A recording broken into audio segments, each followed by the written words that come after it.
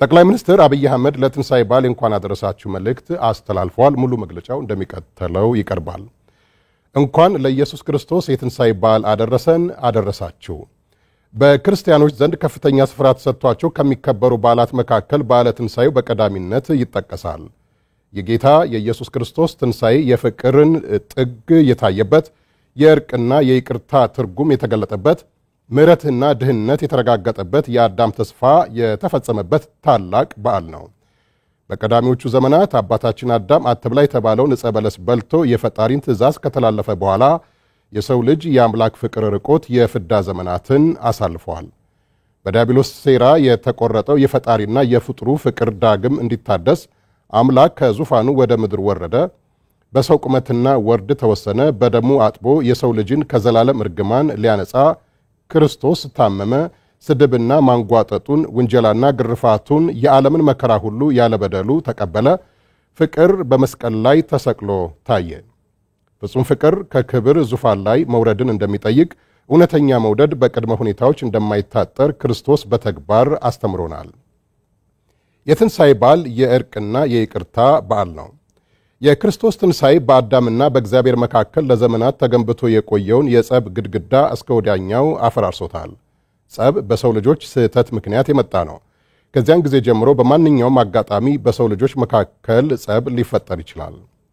እንኳን ሰውና ወንድምና እህት ይቅርና በፈጣሪና ፍጡር፣ በአምላክና ሰው፣ በመንፈስ አባትና ልጅ መካከልም ተከስቷል። ዋናው ቁም ነገር የተፈጠረው ጸብ እስከ ወዲያኛው አራርቆ አለማቆየቱ፣ የእርቅና የይቅርታ በእርቅና በይቅርታ መቋጨቱ ላይ ነው።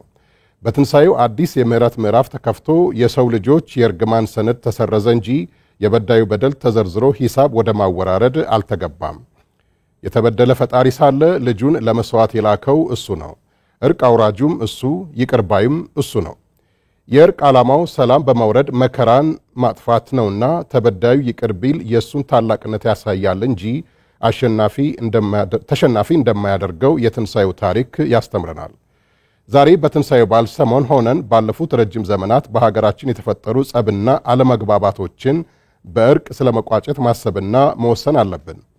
በታሪክ አጋጣሚ የተፈጠሩ የትናንት መቆራቆሶች የነገ ተስፋችንን እንዳያጨልሙ ለአንዴና ለመጨረሻ ጊዜ መክረንና ዘክረን እንቋጫቸው።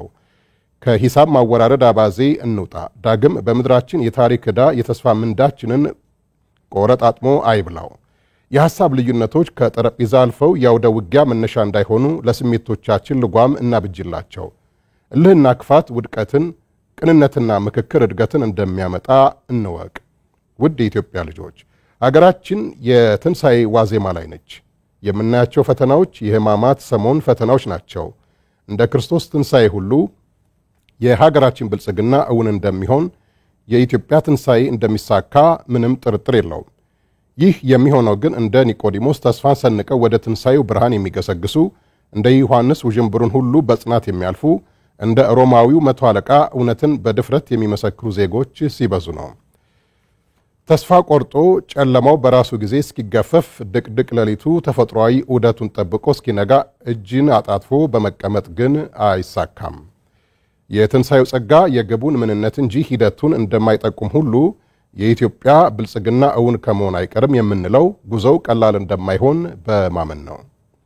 ስለ ክርስቶስ መምጣት ለአዳም ልጆች የመሥዋዕት በግ ሆኖ ስለ መቅረቡና ሞቶ ስለ መነሳቱ አስቀድሞም ብዙ ትንቢቶች ተነግረዋል። ይህንን ሁሉ ክደው ግን ሄሮድስ እስከ ይሁዳ ብዙዎች ትንሣኤውን ለማስቀረት ሞክረዋል። በጉዞ ላይ ሰይፍ፣ ውንጀላ፣ መሳደድ፣ ክህደት፣ አሉባልታ፣ ሽብርና የመሳሰሉት ትንሣኤውን ሊገዳደሩት ሞክረው ነበር። የብልጽግና ጉዞአችን ከንቅፋቶች የጸዳ አይሆንም። በተለይ እንደ ይሁዳ ሀገርን በሽርፍራፊ ሳንቲም ለመሸጥ የማያመነቱ ሰዎችን ይዘን ጉዞአችን ቀላል አይሆንም። ዜጎቻችን ቀናውን መንገድ የሚጠቁሙትን ትተው እንደ ጸሐፍት ፈሪሳውያን ላሉ ቅንነት በጎደለው ዕውቀት ለተሞሉ ሰዎች ሙሉ ጊዜያቸውን መስጠት ከጀመሩ ሩጫችን ወደ እርምጃ መለወጡ አይቀርም። ስለዚህ በብልጽግና ጉዞአችን ወደ ከፍታችን በላይ መሆን እንድንችል የፈተናችንን አይነትና ፈታኞቻችንን ለይተን ማወቅና በጽናት ለመታገል መወሰን አለብን።